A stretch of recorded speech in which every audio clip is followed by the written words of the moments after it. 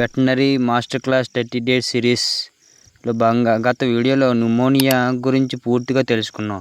ఆ వీడియో చూడకపోతే ముందు చూసేయండి ఫ్రెండ్స్.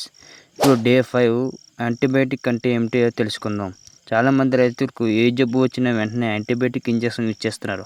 కానీ ఈ జబ్బుకు యాంటీబయాటిక్ అవసరమా లేదా తెలుసుకొని మాత్రమే యాంటీబయాటిక్ ఇవ్వాలి. ఇది డాక్టర్ పశువైద్యుని సూచన మేరకు ఇస్తే మంచిదని అనుకుంటున్నాను. యాంటీబయాటిక్ అంటే ఏమిటంటే, యాంటీబయాటిక్ అనేవి బ్యాక్టీరియా వల్ల వచ్చే ఇన్ఫెక్షన్ను నియంత్రించి చంపే మందులు. ఈ యాంటీబయాటిక్ ఎప్పుడు వాడాలంటే బ్యాక్టీరియా ఇన్ఫెక్షన్ ఉన్నప్పుడు మాత్రమే, అది కూడా వెటనరీ డాక్టర్ సలహా మేరకు మాత్రమే ఉపయోగించాలి. ఎప్పుడు వాడకూడదంటే పీపీఆర్, ఎఫ్పిడి వంటి వైరస్ వ్యాధులు కాదు. డాక్టర్ సూచనలు లేకుండా, అవసరం లేకుండా తరచుగా వాడడం వంటి వాటిలో వాడకూడదు. తప్పుగా వాడితే ఏం జరుగుతుందో తెలుసుకుందాం. యాంటీబయాటిక్ రెసిస్టెన్సీ ఏర్పడుతుంది.